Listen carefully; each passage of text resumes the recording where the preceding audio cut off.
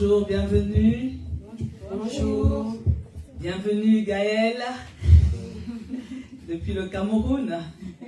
Que Dieu te bénisse. Amen. On avait déjà reçu ton époux et nous sommes très fiers, très contents de tout ce que Dieu vous a permis de réaliser au Cameroun. Amen. Et j'aimerais, par rapport au sujet que Emma a donné, qu'on prie encore pour les familles. C'est vrai qu'il y a des familles monoparentales parce que une jeune fille a décidé d'être une femme libérée, de faire un enfant toute seule. Ok? Mais il arrive qu'il y ait des familles monoparentales parce qu'il y a un divorce. Pas pour le plaisir, mais simplement parce qu'il y a eu une situation grave et cela a conduit au divorce. Mais aussi, il y a des familles monoparentales parce qu'il y a eu un décès. Et on comprend en fait que le diable attaque les familles. Ce que nous devons comprendre, bien-aimés, c'est que lorsque la famille est déséquilibrée, les enfants en souffrent. Alléluia. Vous avez des enfants qui avaient un bel avenir. Mais parce qu'un des parents est mort, tout est hypothéqué pour eux. Vous avez des enfants qui vivaient bien dans la maison de papa et maman. Mais suite au divorce, cet enfant aussi est troublé. Simplement parce qu'un des parents doit porter une double casquette, père et mère. Et ce n'est pas facile. Alléluia. La famille, c'est ce que Dieu veut. Il veut des familles solides, des familles unies, et il veut que les enfants que Dieu nous donne évoluent dans un tel climat, dans une maison où il y a la paix, où il y a la chaleur. Alléluia. Et ce qui est encore plus triste, bien-aimé, c'est que même le milieu chrétien n'est pas épargné. À l'époque, c'était une garantie de se dire, je me marie, c'est sûr que seule la mort va nous séparer. Mais lorsqu'on regarde autour de nous, les divorces dans les églises, ce n'est même plus un problème. Pire, nous avons aussi des pasteurs, des archibishops qui divorcent. C'est pourquoi ce matin, nous allons prier pour que cette flèche que le diable lance contre les familles soit brisée. Vous savez, souvent, on n'a pas le temps d'écouter les enfants, d'écouter la souffrance des enfants. Il arrive même parfois où un des parents, dans sa mauvaise foi, dans sa méchanceté, pousse l'enfant de faire le choix entre le père et la mère. Mettez-vous à la place d'un tel enfant. Il choisit qui? Certains parents même sont en train de transmettre la haine sur l'autre parent. Et cet enfant, en grandissant, en devenant adulte, dira, je n'ai pas besoin de Dieu. Parce que moi, je suis né dans une famille soi-disant chrétienne. Mais ce que j'ai vu, la méchanceté que j'ai vue, ne me donne pas envie de servir ce Dieu. Et on comprend que c'est réellement l'œuvre du diable. Alléluia. Alors, bien-aimé, même si tu es dans une famille unie, même si tu vis avec ton père et ta mère, même si tes deux parents sont en vie, tu n'es pas concerné par ce qui se passe, mais je suis en train de dire que personne n'est à l'abri. Si tu te crois être debout, fais gaffe de ne pas tomber. C'est pourquoi nous devons porter les fardeaux les uns des autres. Alléluia.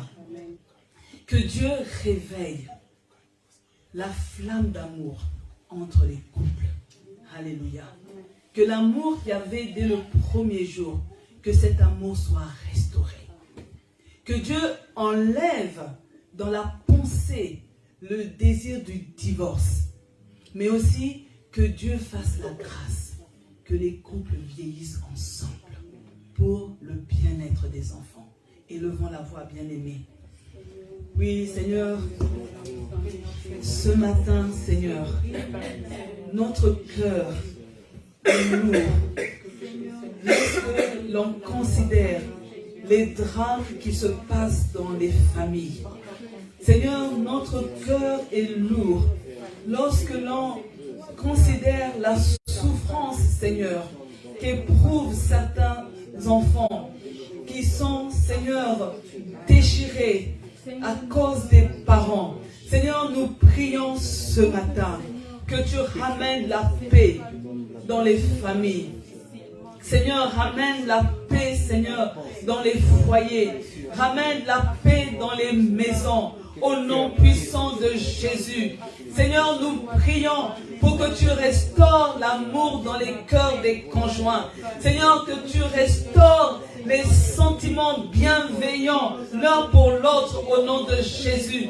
Seigneur, nous prions, Seigneur, pour que cette flèche qui a été lancée contre les familles, pour les pousser au divorce, à la séparation, que cette flèche, Seigneur, soit brisée au nom de Jésus. Seigneur, nous prions, Papa, parce que nous comprenons que le diable, Seigneur, veut perturber, annuler la destinée de certains enfants. C'est pourquoi, Seigneur, viens au secours de toutes ces familles qui passent par un moment difficile. Seigneur, vois les larmes des pères, vois les larmes des mères. Seigneur, souviens-toi des familles monoparentales.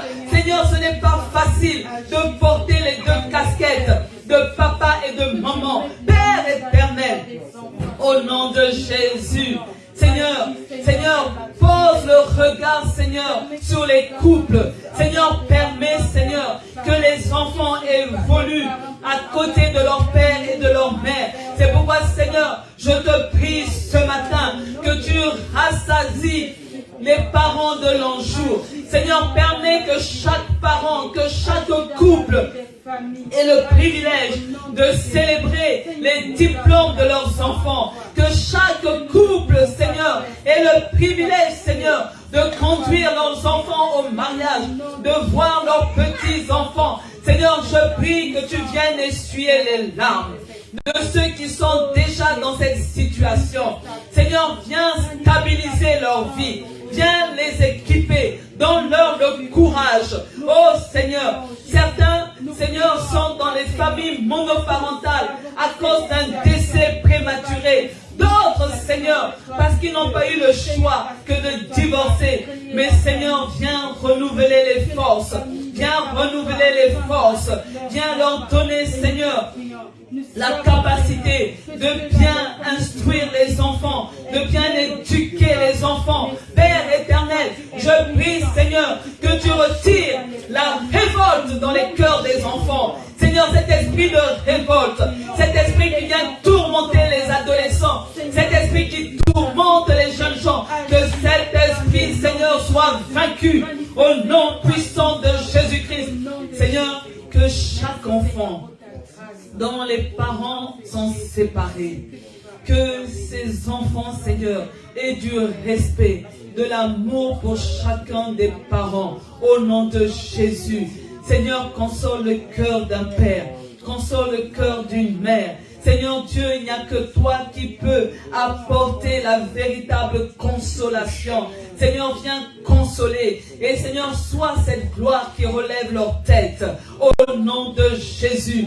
Au nom de Jésus. Père, je prie pour la protection des couples chrétiens. Je refuse, Seigneur, que le monde entre dans l'église. Seigneur, je refuse cela au nom de Jésus-Christ.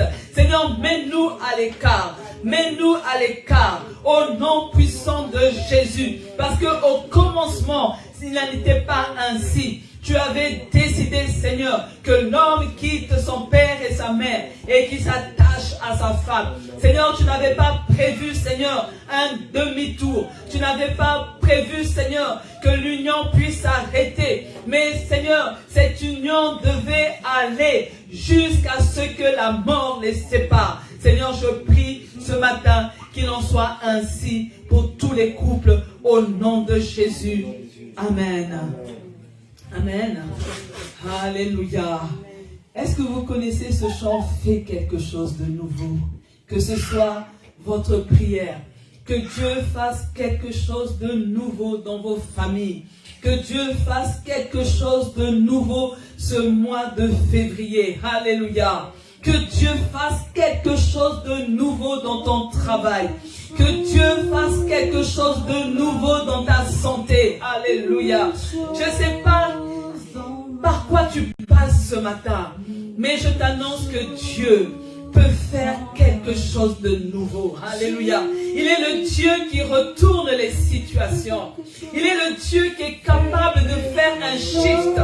Il est le Dieu qui peut changer ton histoire. Écoutez-moi ce matin, parce que tu es en vie, parce que Dieu maintient le souffle de vie en toi, ce n'est pas encore fini. Je suis en train de dire que Dieu a la solution à ton problème. Dieu a la solution à tout ce qui te tracasse. Oui, ce matin, que ce soit ta prière, que Dieu fasse quelque chose de nouveau, que Dieu fasse quelque chose de nouveau, que ce soit le cri de ton cœur. Il veut faire une nouvelle chose ce matin. Dieu veut changer ton histoire. Dieu veut changer ton compte en banque. Dieu veut réaliser tes projets. Il veut simplement que tu lui fasses confiance. Oui, Seigneur, fais de nouvelles choses pour mon bien-aimé. Fais de nouvelles choses pour ma bien-aimée. Fais de nouvelles choses pour le centre Zoé. Que Dieu fasse de nouvelles choses pour toi, cher internaute. Il veut le faire. Il veut le faire ce matin. Élève ta voix. Parle à ce Dieu. Il veut t'entendre ce matin. Il n'est pas limité. Il n'est pas limité. Il n'est pas limité. Il est là ce matin. Il veut entendre ta prière. Il veut entendre le cri de ton cœur. Il veut écouter tes requêtes. Il veut agir pour toi. Il veut le faire ce matin. Oui, bien-aimé, je vois tes larmes. Je vois tes larmes. Je vois tes larmes. Il veut agir. Alléluia. Fais quelque chose dans ma vie. Nouvelle chose dans ma vie. Nouvelle chose dans ma vie. Jésus, fais quelque chose dans ma vie. Nouvelle chose dans ma vie. Nouvelle chose dans ma vie. Jésus. Qu'il en soit ainsi au nom de Jésus. Amen. Que Dieu fasse quelque chose de nouveau dans ta vie. Amen. Que ce mois de février, que Dieu te fasse la grâce de voir de nouvelles choses dans ta vie. Amen. Je suis en train d'annoncer de nouvelles réalisations dans ta vie. Je suis en train de dire à une personne que ce mois de février, il y a un nouveau bulletin de santé qui va sortir. Je suis en train de dire que Dieu change ton histoire. Amen. Je suis en train de dire que Dieu gère toutes les situations de ta vie. Il veut apporter du nouveau en toi. Au nom de Jésus. Qu'il en soit ainsi. Soyez bénis. Amen. Merci équipe de louanges. Alléluia. Dieu est bon. Les températures sont en train de remonter. Gloire à Dieu. Alléluia. Et vous savez quoi? Très bientôt, vous allez vous plaindre. Il fait trop chaud. Dieu est bon. Nous sommes toujours dans l'année de la grâce. Et je ne sais pas pour vous, c'est que parfois, nous rencontrons des personnes qui prétendent n'avoir aucun besoin de l'intervention de la grâce de Dieu dans leur vie. Et j'ai envie de dire, waouh! Je ne sais pas pour vous, il y a, je crois que c'était au mois de juillet, Rodriguez, 2 semaines, mi-juillet, nous étions à la rue Neuve et on était en train d'aborder des inconnus pour leur parler de Jésus. Et il y avait des personnes qui vous disaient qu'elles n'ont pas besoin de la grâce de Dieu. Parce que ces personnes estiment qu'elles ont une bonne moralité et qu'elles font du bien autour d'elles. Donc, Dieu va me servir à quoi? Il y a des personnes qui affirment ne pas avoir besoin de Dieu tout simplement parce que elles estiment qu'elles n'ont commis aucune faute grave qui va justifier que Dieu les exclue. Waouh! Voyez quand vous abordez les personnes, ah oui, Dieu, je veux prendre Dieu, pourquoi? Il va faire quoi? Je ne suis pas un criminel, je ne fais rien de mauvais, il y a des gens qui font pire que moi. Et on a envie de dire, waouh! Et là, en fait, ces personnes ne comprennent pas la nécessité de saisir la miséricorde de Dieu pour être pardonné et pour pouvoir bénéficier de la grâce de Dieu pour être sauvé. Alléluia. Et quand vous allez sur cet angle, certains vous disent de toute façon je serai morte et je ne sais pas ce qui va se passer après. Je crois en rien. Alléluia. Nous avons aussi des personnes qui ne savent pas ce que représente d'une part la loi et d'autre part la grâce. Parmi les chrétiens, il y en a qui ignorent ce qui lie la loi et la grâce et ce qui sépare la loi et la grâce. Voyez, bien-aimés, ce que Paul dit aux anciens d'Éphèse, Acte 20, 27. Car je vous ai annoncé tout le conseil de Dieu sans rien cacher. C'est donc ma responsabilité de prêcher et d'enseigner tout le conseil de Dieu pour garantir votre croissance spirituelle. Ce matin, l'intitulé de mon message est de la loi à la grâce. Alléluia. Ce que nous devons déjà avoir à l'esprit, c'est que la loi précède la grâce. Nous commencerons par la chronologie. Il faut comprendre d'abord la chronologie des choses. Après la sortie d'Israël d'Égypte, Moïse avait reçu de Dieu une série de commandements pour les enfants d'Israël. Dieu désirait ardemment que ce peuple qu'il avait choisi marche dans la sainteté. Vous voyez, Dieu se comporte vis-à-vis du peuple qu'il a choisi comme un bon père de famille. Vous voyez, un papa, lorsqu'il a un enfant, son désir est que cet enfant réussisse. Son désir est que cet enfant ne répète pas les mêmes erreurs que lui. Mais son désir est que cet enfant aille loin. Et c'était ça qu'il y avait dans le cœur de Dieu. Il a choisi Israël, c'est son peuple. Dieu ne veut pas que son peuple adopte le comportement des Égyptiens. Souvenez-vous, les Égyptiens étaient idolâtres. Mais aussi le comportement des autres nations, parce que les autres nations avaient des mœurs légères. Et là, jusque-là, on voit que Dieu est réellement un bon père de famille. Alléluia. Vous savez, même quand une mère a fait un enfant toute seule, hors mariage, vous serez surpris. Elle ne veut pas que sa fille répète la même chose. Elle veut que sa fille aille dans le mariage. Alléluia. Même si un parent a divorcé, mais le désir de son cœur, c'est que le foyer de sa fille soit solide. Et vous voyez, donc Dieu voulait le meilleur pour ce peuple qu'il a choisi, Israël. Et là, ce que l'on comprend, c'est que le peuple d'Israël devrait vivre en conformité avec les 10 commandements et les lois lévitiques pour échapper à des malédictions. On comprend par là que lorsque Dieu les choisit, vous voyez, les enfants d'Israël avaient pour modèle tout ce qu'ils voyaient en Égypte. Et inconsciemment, quand on a un mauvais modèle, sans se rendre compte, on répète, on reproduit ce modèle.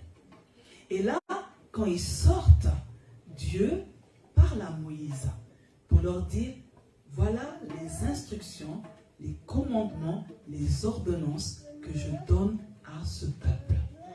Ils doivent obéir. S'ils n'obéissent pas, il y aura des malédictions. Et c'est comme nous, parents, si tu n'obéis pas, il y a des punitions. Alléluia. Et là, ce matin, il est important de connaître et de comprendre le contenu des lois. Et la première que nous voyons, il s'agit des 10 commandements. Alléluia. Je me rappelle à une certaine époque, le bishop Muchebele faisait répéter dimanche après dimanche les 10 commandements. Parce que vous voyez, les 10 commandements, c'est les lois morales.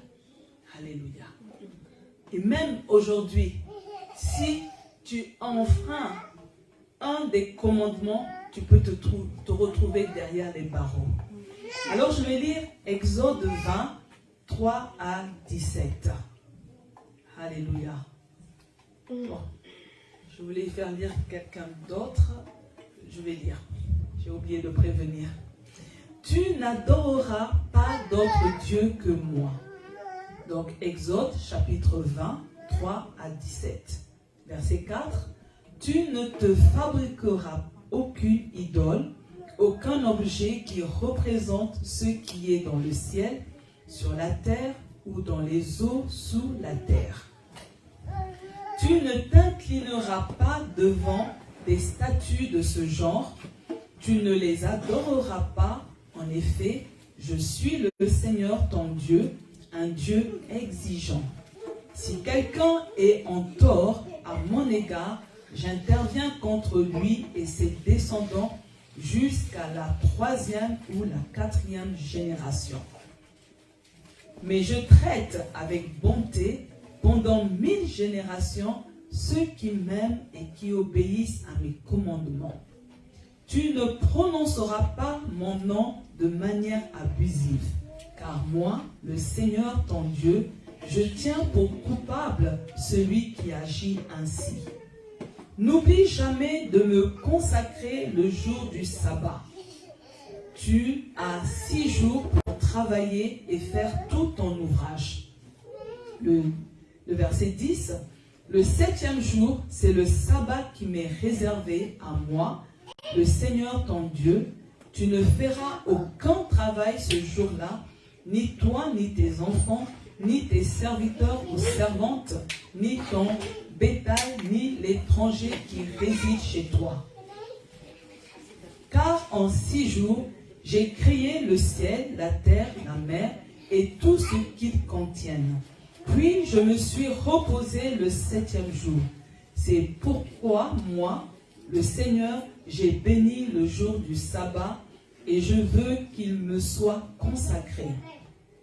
Respecte ton père et ta mère afin de jouir d'une longue vie dans le pays que moi, le Seigneur ton Dieu, je te donne.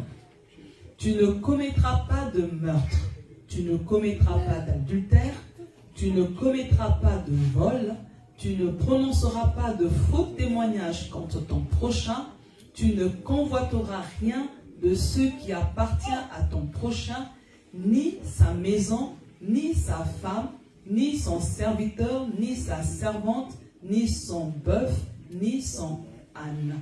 Amen. Amen.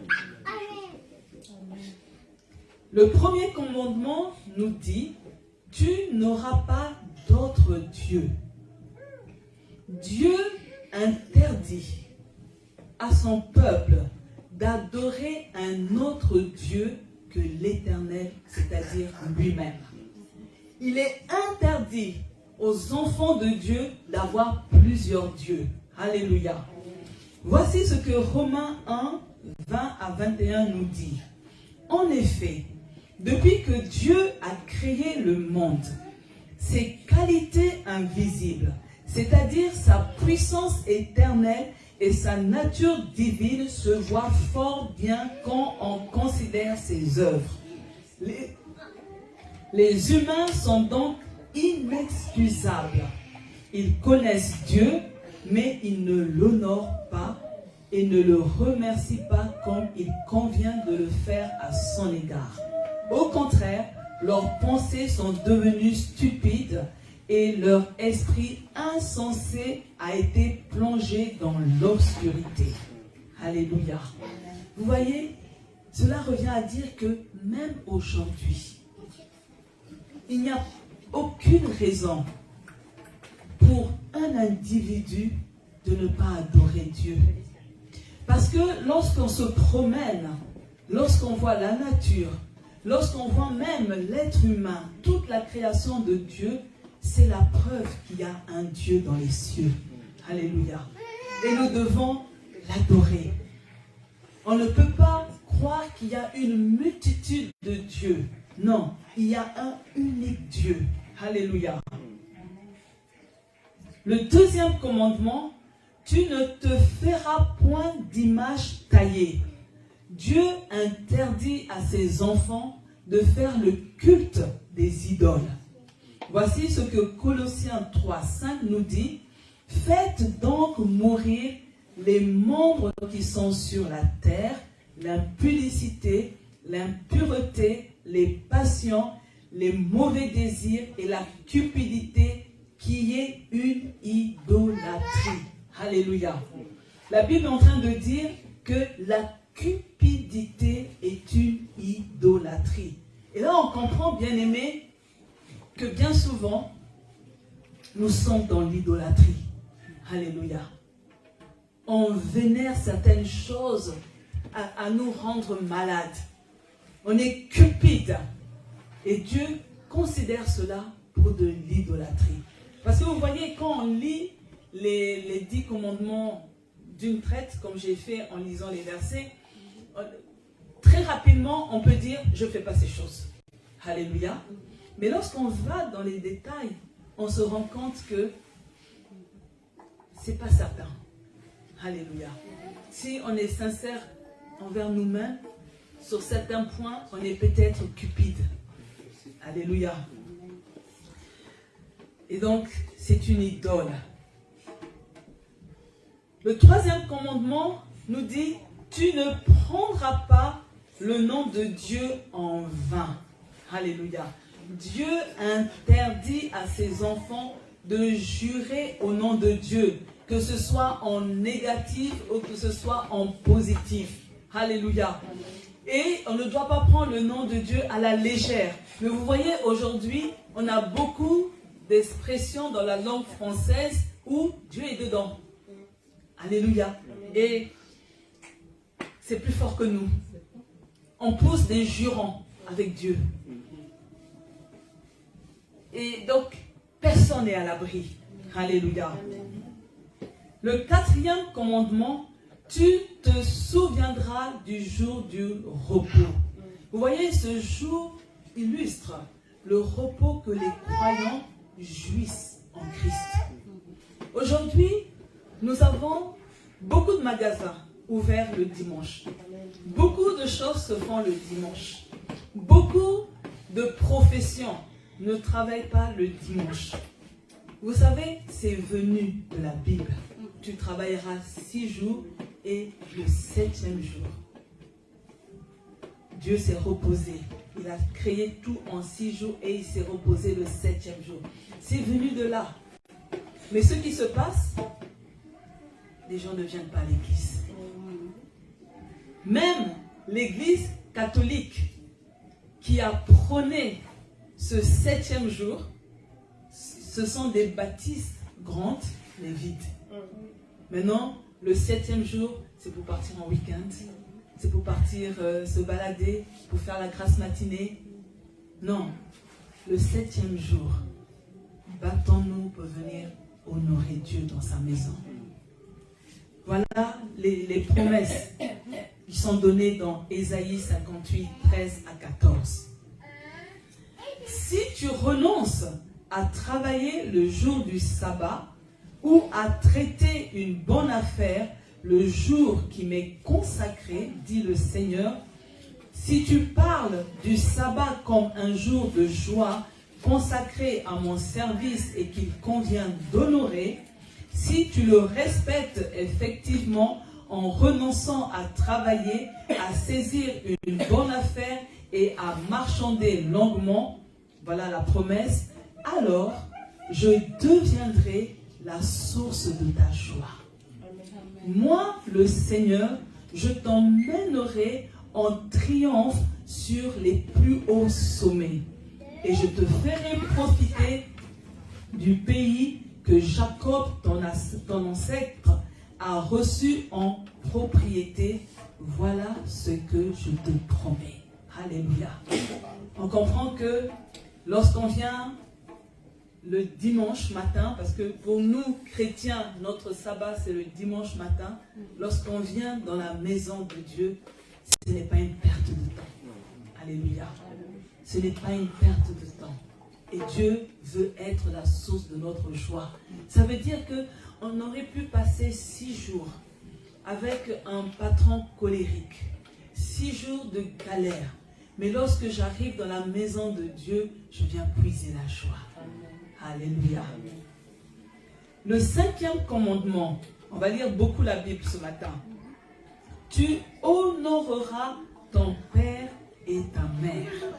Dieu nous demande, il demande à ses enfants d'obéir à leurs parents. Tant que vous habitez sous le même toit, obéissez aux parents parce que c'est suivi d'une promesse de longue vie. Combien d'enfants, de jeunes filles ont écourté leur vie parce qu'elles n'ont pas obéi au conseil des parents de se préserver. Et elles se retrouvent enceintes, elles préfèrent suivre les conseils de la copine qui n'a jamais fait ça et elles font un avortement sauvage et elles trépassent. Alléluia. Peut-être qu'ici moins, mais je vous assure que sous d'autres contrées, beaucoup de filles meurent à cause des mauvais conseils. Et on choisit les conseils des amis au lieu des conseils des parents. Voici ce que Proverbe 1, 8, 9 nous dit. Écoute mon fils, l'instruction de ton père et ne rejette pas l'enseignement de ta mère, car c'est une couronne de grâce pour ta tête et une parure pour ton cou. Alléluia. Les ados et les enfants, vous devez savoir qu'il n'y a personne qui va vous aimer plus que vos propres parents. Alléluia. Personne va vous aimer plus que ton papa, plus que ta maman. Alléluia. C'est pourquoi les conseils qu'ils vous donnent sont salutaires. Parce qu'ils ne veulent pas vous perdre, ils ne veulent pas vous faire du mal. Et c'est pour ça que Dieu a donné ce conseil, ce commandement à son peuple. Alléluia. Le 6e commandement. Tu ne commettras pas de meurtre. Alléluia. Dieu nous demande de respecter la vie humaine. Alléluia. Même s'il s'agit de ta propre vie, tu n'as pas le droit de commettre, de tuer, de commettre un meurtre vis-à-vis de toi-même. Alors, expliquez-moi bien aimé. Dans notre génération, dans le milieu chrétien, on parle de poison. Dans le milieu chrétien, on empoisonne les pasteurs. Il y a 10 jours de cela, j'entendais le bishop Jean qui donnait l'information qu'à Kinshasa, le président des églises de Dieu a été empoisonné. On met du poison dans les micros, on met du poison sur la chair. Qu'est-ce qui se passe? Nous avons tous un même patron, c'est Dieu. Alléluia. Si la grâce qui est sur ton frère te plaît, tu veux avoir cette même grâce. Mais il ne faut pas lui en vouloir. Va vers Dieu. Demande à Dieu de te faire cette grâce aussi. Alléluia. Au lieu de tuer une personne. Mais ça va encore plus loin. Voici ce que 1 Jean 3, verset 15 dit. Quiconque est son frère est un meurtrier. Et vous savez qu'aucun meurtrier n'a la vie éternelle demeurant en lui. Dans le milieu chrétien, il y a la haine. La haine entre les enfants de Dieu. La haine entre les pasteurs. Vous entendez même des pasteurs qui disent « Je souhaite qu'elle échoue. Je souhaite qu'elle rate. » Waouh! C'est quoi cette haine? Mais que nous dit les 10 commandements? Tu ne commettras pas de meurtre. Mais 1 Jean nous apprend que la haine, c'est commettre un meurtre. Qu'est-ce qui se passe entre nous les chrétiens? Pourquoi le succès de l'autre te dérange? Pourquoi la réussite de ton frère te désespère? Pourquoi? Alléluia. Commandement 7. Tu ne commettras point d'adultère. Dieu nous demande, il demande à son peuple de respecter le mariage. Il a dit que le lit conjugal soit exempt de toute souillure. Alléluia. Mais quand on arrive dans les églises, dans le milieu chrétien, c'est là où il y a l'adultère. Est-ce qu'on ne connaît plus les 10 commandements? Matthieu 5, 27, 28 nous dit, vous avez appris qu'il a été dit, tu ne commettras point d'adultère. Voici ce que Jésus maintenant dit.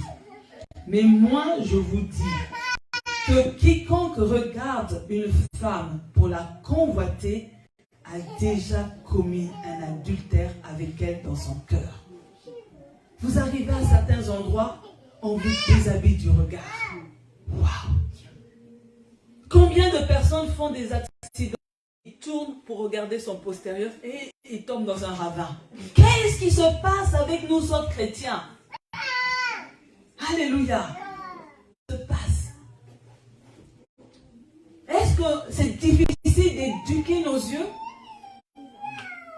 Mais Jésus a dit, parce que pour certains, ah non, tant que je n'ai pas amené la personne à l'hôtel, tant que je n'ai rien fait, c'est bon. Non, Jésus a dit que déjà, lorsque tu as pensé, c'est compté comme un adultère. Alléluia. 8e commandement. Tu ne déroberas point. Dieu nous demande, il demande à son peuple de respecter la propriété privée. Alléluia. Mais lorsqu'on va plus loin, on apprend aussi que Dieu estime que plusieurs volent, dérobent, parce qu'ils refusent de payer les dîmes et les offrandes.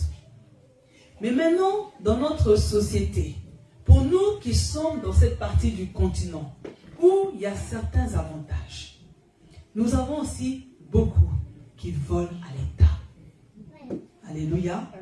Beaucoup profitent du système d'aide de l'État et choisissent de travailler au noir.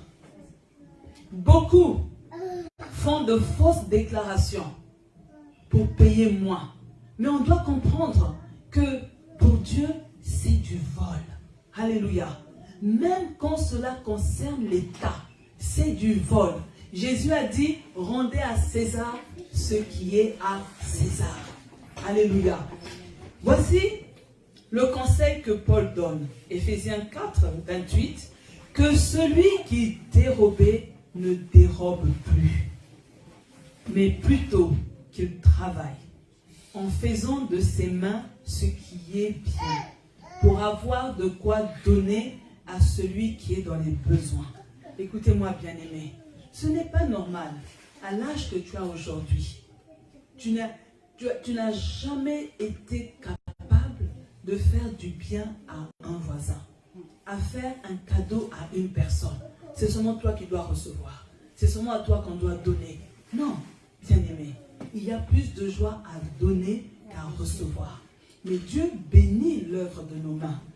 Vous savez, je faisais des entretiens il y a quelques années et j'étais choquée parce que les gens ne comprenaient pas dans quel système diabolique qu'ils étaient rentrés. Ce qui se passe, vous avez des personnes qui prétendent être mariées, mais en fait sur les papiers, ils ne sont pas mariés. Mais pour bénéficier plus des avantages de l'État, ils sont domiciliés à des adresses différentes. Mais quand vous les voyez arriver à l'église, ils viennent en couple. Mais domiciliés à des adresses différentes pour avoir les aides de l'État. C'est du vol.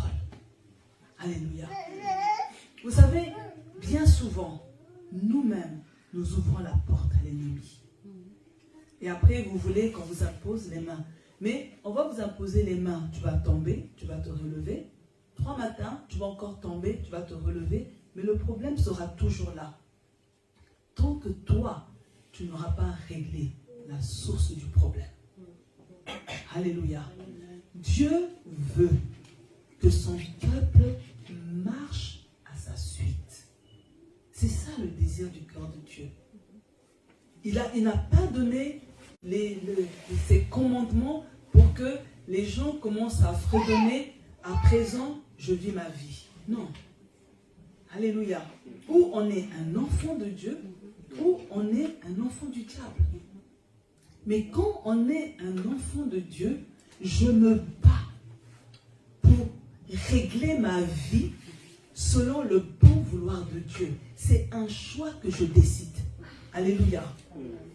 Le commandement 9. Tu ne porteras pas de faux témoignages contre ton prochain. Dieu nous demande, il demande à son peuple de respecter la réputation d'autrui. Alléluia. Je suis en train de dire ce matin que Dieu veut qu'on cesse avec les demi-vérités. Alléluia. Sur une personne, il n'y a pas que de mauvaises choses. Si on est capable d'épingler ce qu'il y a de mauvais, on doit aussi avoir la capacité d'épingler ce qu'il y a de bon. Alléluia. Mais bien souvent, on voit la paille, mais on ne voit pas la poutre de son propre œil. Alléluia. Voici ce que Proverbe 19, 5 nous dit. Le faux témoin sera puni un jour, et le meurtrier recevra ce qu'il mérite. Le faux témoin. On ne va pas, juste parce qu'on veut mettre des bâtons dans les roues à une personne, lui faire de faux témoignages. Non. Nous devons être objectifs dans nos propos. Amen. Nous devons être vrais dans nos propos. C'est important. Et le 10e commandement, tu ne convoiteras point. Vous voyez, Dieu a tout prévu. Hein? Il demande à son peuple, il dit à son peuple qu'il est interdit de désirer ce qui appartient à autrui. Alléluia. Écoutez d'abord ce que Jacques 1, 14 à 15 nous dit.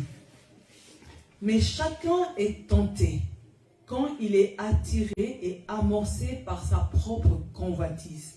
Puis la convoitise, lorsqu'elle a conçu, enfante le péché. Et le péché étant consommé, produit la mort. Nous sommes dans une société où on a l'impression que tout va à 100 à l'heure. Avec le marketing, la pub, sans nous en rendre compte, on est en train de nous mettre dans la convoitise. Tellement que la publicité est là, beaucoup achètent des choses et après n'utilisent même pas ces choses, on n'en a pas besoin. Bon, on se rend compte en fait que personne n'est à l'abri à la convoitise des yeux, la convoitise du cœur.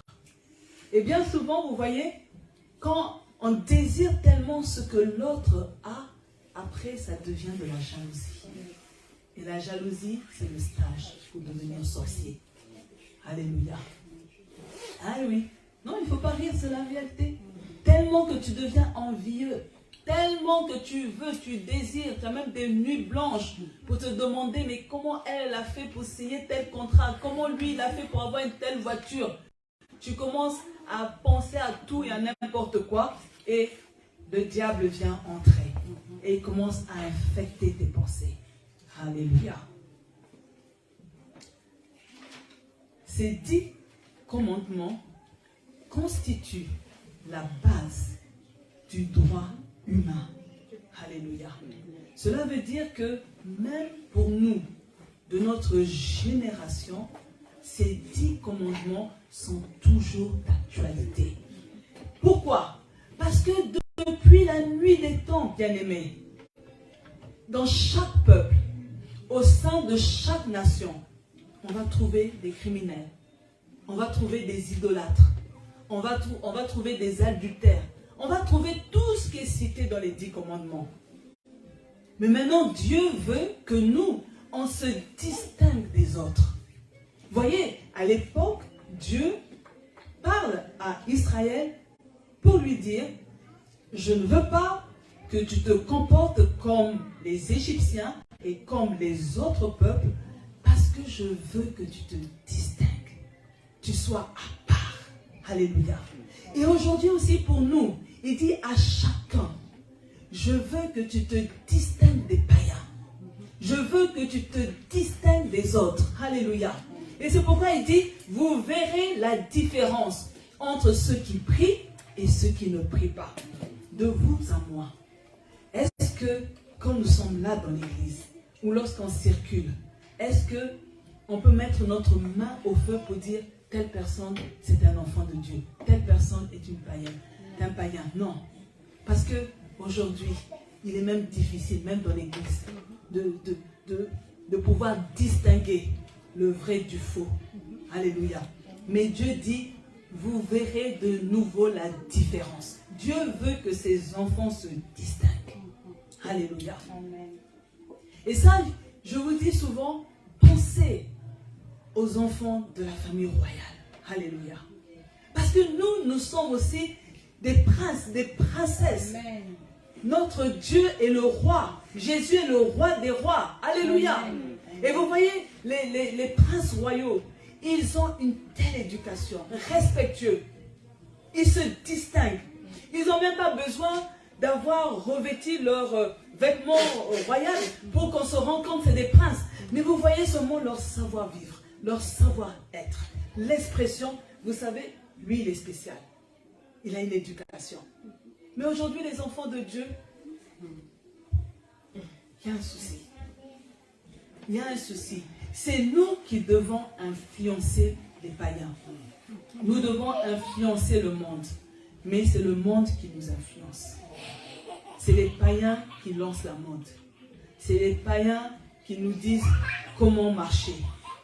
Mais nous, Dieu nous dit, je veux que tu te distingues. Alléluia. Quand tu es dans la société, quand tu es au travail, partout où tu passes, il y a une marque de distinction sur toi. Alléluia. Et le deuxième groupe de lois, ce sont les lois lévitiques. Alléluia. Donc vous avez vu, premier groupe, c'est les 10 commandements. Et après, nous avons les lois lévitiques. Ces lois concernent les ordonnances cérémonielles et sociales. Et toutes ces différentes lois traitent de la purification, de la sanctification, des sacrifices, du culte. Et lorsque vous voyez, il y en a plus de 600. Alléluia. Et pour ceux qui veulent faire l'exercice, ces lois sont reprises dans Exode, Lévitique et Deutéronome.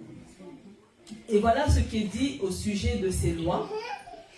Lévitique 18, 4 à 5. Donc vous comprenez, il y en a plus de 600. C'est la raison pour laquelle je vous épargne la lecture. Hein? Donc les lois de purification, de ce qu'on peut manger, ce qui rend pur, impur, sanctifié, comment doit se tenir le culte, et tout le tralala, plus de 600. Donc chacun va lire Exode, Lévitique et Deutéronome. Voilà ce que nous dit Deutéronome 18, 4 à 5. Vous pratiquerez mes ordonnances et vous observerez mes lois. Vous les suivrez. Je suis l'Éternel, votre Dieu. Vous observerez mes lois et mes ordonnances. L'homme qui les mettra en pratique vivra par elles. Je suis l'Éternel. Alléluia. Donc, on a vu en 1 la chronologie. Comment ça a commencé? Dieu a d'abord donné les 10 commandements et ensuite, il donne les lois pour que le peuple puisse se purifier, puisse se sanctifier lorsqu'il transgressait l'un des commandements. Amen.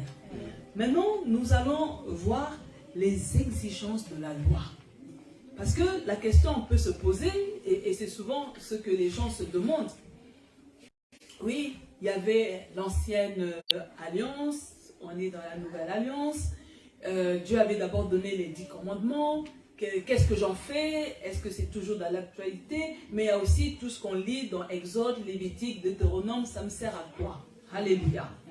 Ce qu'on doit comprendre, bien aimé, c'est que la loi exige la perfection absolue.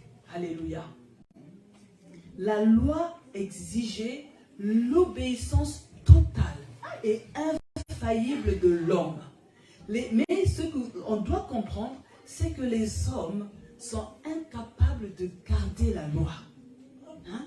On a vu déjà pour nous-mêmes, les petites choses là, c'est déjà compliqué. Mais imaginez à cette époque, les 10 commandements plus les plus de 600 lois. C'était difficile. Voilà ce que Deutéronome 27, 26 nous dit. Maudit soit celui qui n'accomplit point les paroles de cette loi. Et qui ne les met point en pratique. Et le peuple dira Amen. Vous voyez, quand on dit Amen, c'est ainsi soit-il. Et on se rend compte que finalement, il n'y a personne qui peut obéir parfaitement à la loi. Galates 3,10 nous dit, car tous ceux qui s'attachent aux œuvres de la loi sont sous la malédiction. Car il est écrit, maudit est quiconque n'observe pas tout ce qui est écrit dans le livre de la loi et ne le met pas en pratique. Et on comprend, bien aimé, que personne ne pouvait être justifié par la loi, car d'une manière ou d'une autre, tout le monde transgressait la loi. La loi stipule que pour avoir droit à la vie, il faut accomplir la loi dans sa totalité. Déjà, il faut avoir une bonne mémoire pour se souvenir des plus de 600 lois. Une bonne mémoire. Alléluia. Et on comprend que celui qui transgresse la loi ne peut donc obtenir la vie éternelle. Vous voyez un peu le stress dans lequel les gens se trouvaient. Parce que quand je transgresse, je dois aller faire le sacrifice qui est imposé pour telle transgression. Déjà, il faut avoir les moyens, il faut avoir tout ce qu'il faut apporter. Mais on va comprendre que même le roi David, alléluia, malgré ses efforts, sa foi, il est tombé dans le péché. Comment c'est possible? Abraham a menti au sujet de sa femme pour sauver sa vie en disant qu'elle était sa sœur. Et on comprend, bien aimé, que le pécheur ne peut obéir et respecter les exigences de la loi. Jacques 2,10 nous dit, car si quelqu'un pêche contre un seul commandement de la loi, tout en observant les autres, ils seront coupables à l'égard de tous. Vous voyez, bien aimé, on comprend que la loi est un tout indivisible. Tu ne peux pas dire que bon, comme moi j'ai respecté 9 commandements, mais il y a seulement un que je n'ai pas respecté, tout va bien avec Dieu. Non. Le fait seulement de ne pas respecter un commandement annule tout. Alléluia. C'est-à-dire que c'était la loi de tout ou rien. On doit obéir à tout sans rien mettre de côté. La loi de Moïse, à elle seule, la loi de Moïse, à elle seule, laissait le coupable sur la condamnation à mort. Et donc, si je suis sous la condamnation à mort, il est impossible d'obtenir la vie éternelle. Vous voyez un peu? Et nous allons voir maintenant la venue de la grâce. Alléluia. Vous savez, quand on va considérer cette grâce, nous devons être reconnaissants pour la grâce de Dieu. Après la loi est venue la grâce. Pas que Dieu a changé d'avis, mais Dieu a réalisé qu'il était difficile pour un homme d'accomplir toute la loi. Dieu a vu que nul n'arrivait à accomplir la loi dans son intégrité. Il a donc décidé d'envoyer la grâce pour le salut de l'humanité. C'est pourquoi il est écrit dans Jean 1, 17, « Car la loi a été donnée par Moïse. La grâce et la vérité sont venues par Jésus-Christ. » La loi donnée par Moïse ne constitue pas une manifestation de la grâce. Celle-ci ordonnait aux hommes d'obéir et les condamnait à mort en cas de désobéissance. Celle-ci déclarait aux hommes ce qui était juste sans leur donner le pouvoir de l'accomplir. Alléluia. Vous voyez, c'était une frustration. Hein? Donc, vous avez toutes les infos, mais finalement, vous vous rendez compte que je n'ai pas le pouvoir d'accomplir ça. La loi rend les hommes conscients du péché, mais elle s'avère incapable de les sauver du péché. Mais, alléluia, il y a un mais, alléluia. Amen. La grâce et la vérité sont venues par Jésus-Christ, alléluia. Jésus est venu sauver le monde, alléluia. Bien-aimé, Jésus aime les pécheurs, mais pas le péché. Alléluia. Jésus cherche des pécheurs repentants. Alléluia. Pas des personnes qui font le péché, qui demandent pardon, mais ils ont déjà prémédité que dans 2 jours, ils vont encore recommencer le péché. C'est pas ça, avoir un cœur repentant. Un cœur repentant, quand j'ai demandé pardon, je me détourne de ce péché. Alléluia. C'est pourquoi, bien-aimés, pour bénéficier de la grâce de Dieu, nous devons nous détourner du péché. La grâce, elle est gratuite. Alléluia. La grâce, elle est disponible. La grâce, elle veut se manifester pour chacun de nous. Mais c'est une faveur imméritée qui te demande de faire juste un effort. C'est-à-dire la saisir. Alléluia. De dire, oui, je veux recevoir cette grâce. Alors, rapidement, bien-aimés, parce que il faut que les choses soient claires dans notre esprit, il est important de voir les différences et les points communs. Alléluia. Je lis Galates 3, 24 qui nous dit « Ainsi la loi a été comme un pédagogue pour nous conduire à Christ, afin que nous fussions justifiés par la foi. » Vous voyez, quand on dit pédagogue, c'est comme un instructeur, un précepteur. Parce que lorsque vous allez faire l'effort de lire Exode, Lévitique, Deutéronome, en considérant toutes ces lois, vous allez vous rendre compte du bonheur d'être sous la grâce. Vous allez comprendre le privilège d'entrer dans le régime de la grâce. Qu'est-ce que la loi? La loi est venue par Moïse, mais la grâce, elle est venue par Jésus-Christ. Ça doit être clair dans notre esprit. La loi, elle a été donnée au mont Sinaï, mais la grâce a été donnée au mont du Calvaire. C'est pourquoi, lorsque Jésus a été pendu au bois, il a dit « Tout est accompli ». Alléluia. L'autre chose que nous devons savoir, c'est que la loi a été donnée aux enfants d'Israël. La grâce, elle est donnée à tous ceux qui croient. Alléluia. Tous ceux qui croient peuvent bénéficier de la grâce. La loi condamne le pécheur, mais la grâce sauve le pécheur. Et j'ajoute le pécheur repentant. Alléluia. Le salaire du péché, c'est la mort. Mais le don de Dieu, c'est la vie éternelle. Alléluia. La loi condamne le meilleur des hommes. Mais la grâce sauve le dernier des pécheurs. Vous voyez, c'est la grâce qui a sauvé l'apôtre Paul, Saul de Tarse. Alléluia.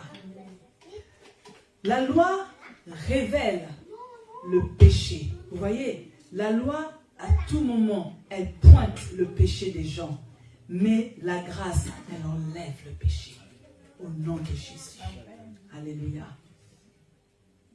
C'est pourquoi, bien-aimés, pour conclure, sous le régime de la grâce, Dieu regarde les motivations de notre cœur. Alléluia.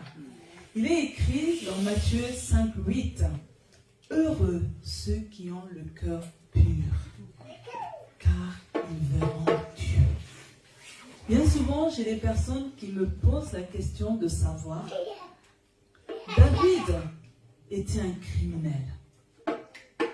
David a convoité la femme de Uri. David l'a même tué pour avoir un enfant adultérin avec elle. Mais comment Dieu peut dire que David était un homme selon son cœur? Vous savez, bien-aimés, ce qui touche Dieu au sujet de David, c'est que cet homme avait un cœur repentant. Il savait reconnaître ses erreurs. Il savait demander pardon à Dieu. Il savait s'humilier dans la présence de Dieu. À nous de suivre cet exemple. Amen. Heureux ceux qui ont le cœur pur, car ils verront Dieu. Vous voyez, dans cette nouvelle alliance, dans l'alliance de la grâce, le régime de la grâce, tout, c'est d'abord notre cœur. La Bible dit que c'est de l'abondance du cœur que la bouche parle. C'est pour ça que Jésus a dit que celui qui regarde une femme pour la convoiter a déjà péché, parce que tout vient dans le cœur. Alléluia. Alors, bien-aimés, nous devons apprendre à préserver notre cœur. La convoitise vient dans le cœur. Les envies, c'est le cœur. Tout vient du cœur. Vous voyez, faux témoignage contre le prochain, ça vient du cœur. Parce que la Bible dit, c'est de l'abondance du cœur que la bouche parle. Alléluia. Et je voudrais que ce matin, on va se lever pour prier. Alléluia. Pour que Dieu puisse nettoyer notre cœur. La jalousie vient du cœur. Les meurtres montent d'abord dans le cœur. Alléluia. Il faut d'abord que notre cœur soit pur. D'abord le cœur. Que Dieu vienne toucher, nettoyer notre cœur. Que Dieu vienne toucher les sentiments de notre cœur. Alléluia. Que les sentiments de notre cœur soient purs.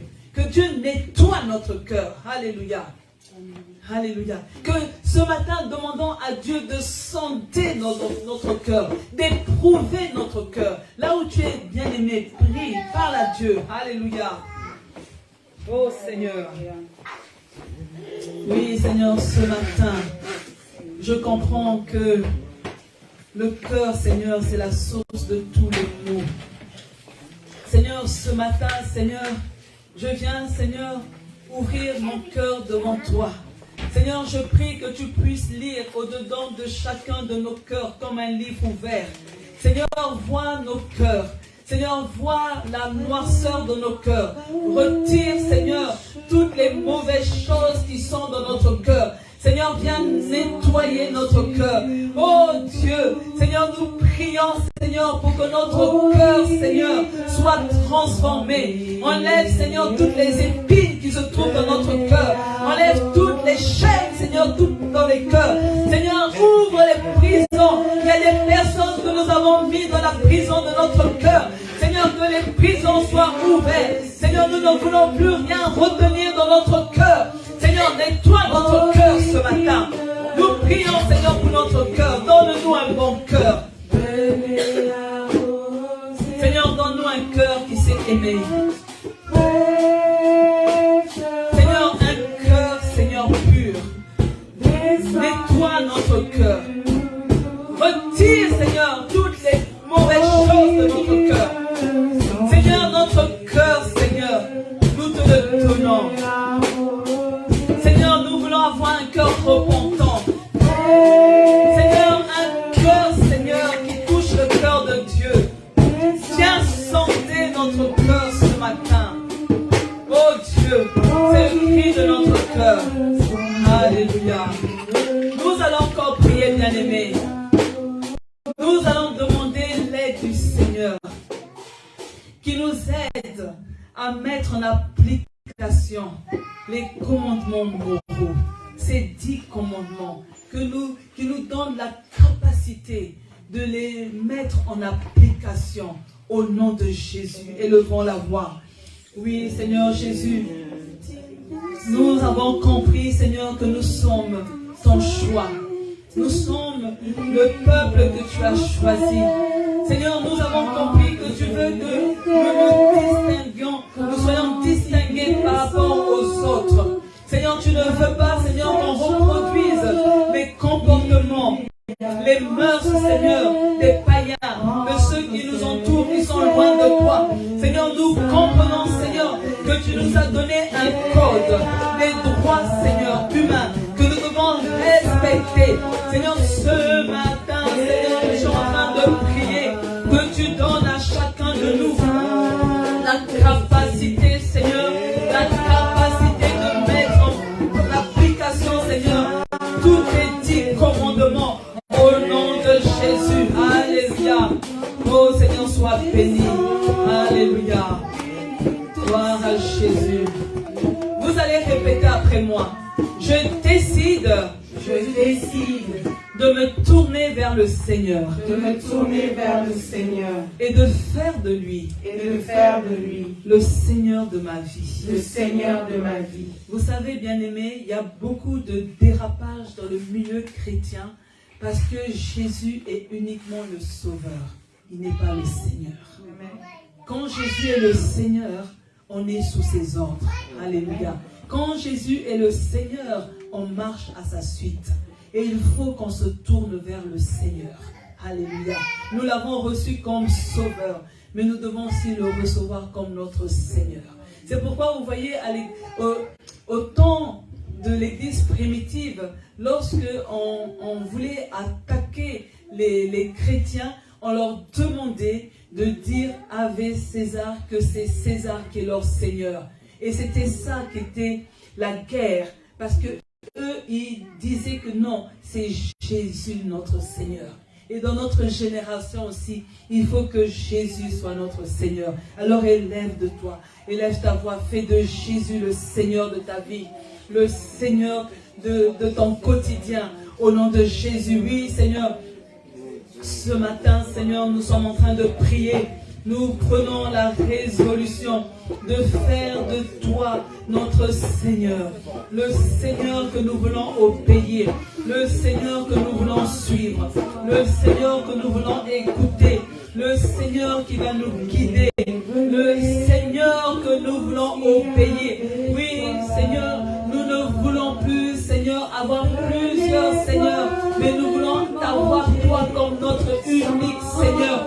Merci pour tout ce que tu as fait. Nous voulons, Seigneur, suivre ta parole et recommandations au nom de Jésus.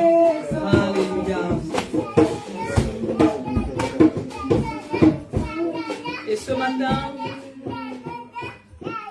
Et ce matin, nous allons encore une fois pour dire merci pour l'œuvre de la croix. Alléluia. Si aujourd'hui nous pouvons nous réunir, parce qu'il y a un jour, Jésus est mort. Il est ressuscité. Alléluia. Il est notre médiateur entre Dieu et les hommes. C'est Jésus-Christ de Nazareth. Et à cause de cela, nous allons dire merci d'un cœur reconnaissant. Merci pour l'œuvre de la croix. À la croix, tout est accompli. Alléluia. Élevons notre voix, Seigneur. Oh Dieu de gloire, je te dis merci pour tout ce que tu as fait. Merci pour ton sang qui a coulé. Merci pour l'œuvre de la croix. Merci, Seigneur, pour la résurrection. Merci parce que aujourd'hui j'ai été réconcilié avec Dieu. Merci parce que aujourd'hui je peux m'approcher du trône de gloire avec assurance. Aujourd'hui je peux crier Abba Père, Dieu est mon Père. Aujourd'hui, à cause de ce que tu as accompli à Golgotha, je peux dire que je suis enfant de Dieu. Aujourd'hui, je sais que je suis l'ami de Jésus. Oui, Seigneur, je te dis merci pour tout ce que tu as accompli. Aujourd'hui, je peux me retrouver avec mes frères. Aujourd'hui, je suis dans ta maison et je peux te rendre un culte agréable parce que tu es Dieu. Merci, mon Dieu, mon roi. Au nom de Jésus. Alléluia. Vous allez chanter un chant parce qu'on va passer à la Sainte Seine. Alléluia. Venez, venez, vous tous qui avez soif. Venez, venez, vous tous qui avez soif. Venez boire et manger sans rien payer. Puisez encore, puisez dans sa présence. La source d'eau qui ne tarit jamais. La source d'eau qui ne tarit jamais. Le moment est venu, bien-aimés, de prendre part à la Sainte Seine. Nous sommes le premier dimanche du mois. Ce repas a été institué par Jésus-Christ avec la recommandation « Faites ceci en mémoire de moi ». Par ce repas, nous célébrons le ressuscité, nous témoignons notre foi en lui, nous affirmons notre communion les uns les autres et nous attestons avoir un regard d'espérance vers le jour où Jésus reviendra.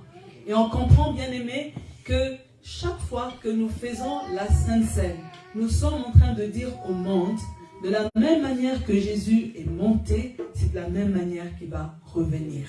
Alléluia. Donc ce repas comprend deux éléments symboliques.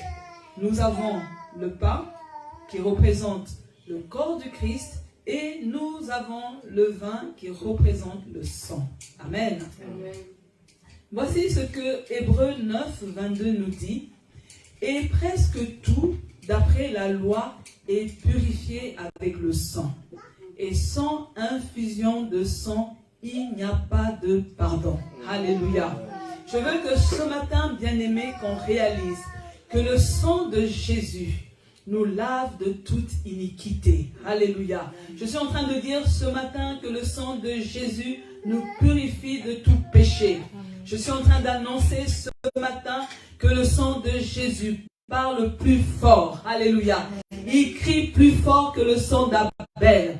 Le sang de Jésus nous justifie, mais aussi, bien-aimé, le sang de Jésus est une arme puissante.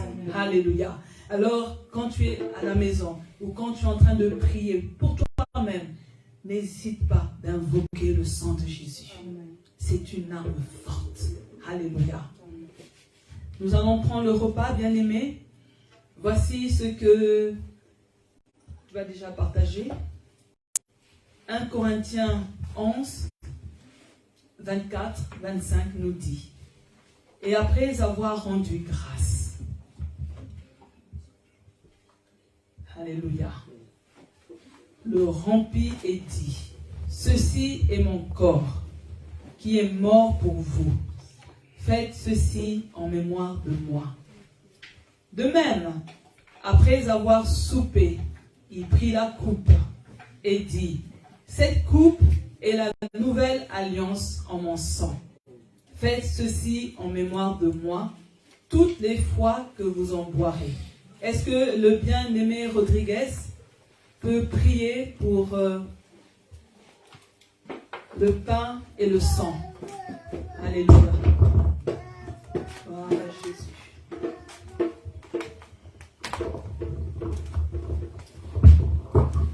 Gloire à Jésus. Alléluia. Amen. Seigneur, nous te rendons grâce encore, Seigneur. Nous te rendons grâce, Seigneur, pour ce pain et ce vin qui symbolise ton corps, qui symbolise ton sang.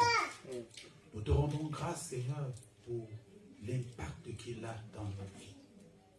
Nous te rendons grâce, Seigneur, pour le salut éternel, mon Dieu, qu'il a dans nos vies. Nous te rendons grâce pour la guérison qu'il apporte dans nos vies.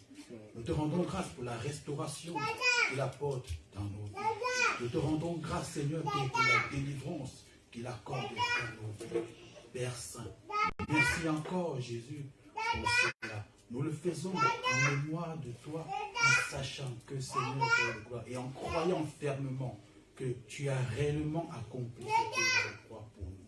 Au nom de Jésus-Christ, amen. Amen. Alors, bien-aimés, nous allons prendre le pain. Vous connaissez déjà comment ça se passe. Mangeons le pain.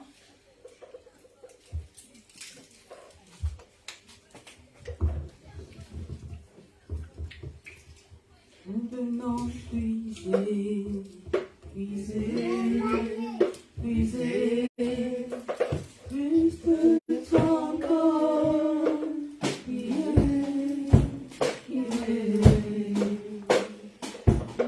Nous allons boire la coupe.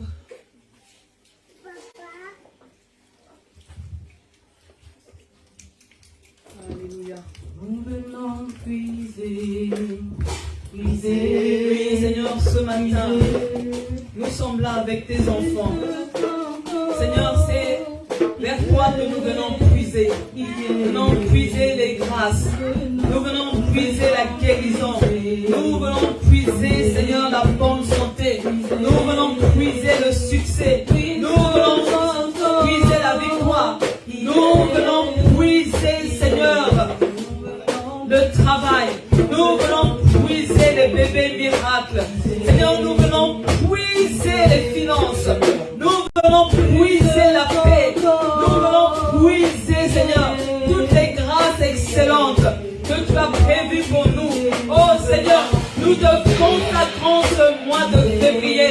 Que ce mois de février soit un mois béni. Que ce mois de février soit un mois mis à part. Que ce mois de février, Seigneur, que nos yeux voient ta gloire à l'œuvre. Oui, Éternel, que ce mois de février, Père,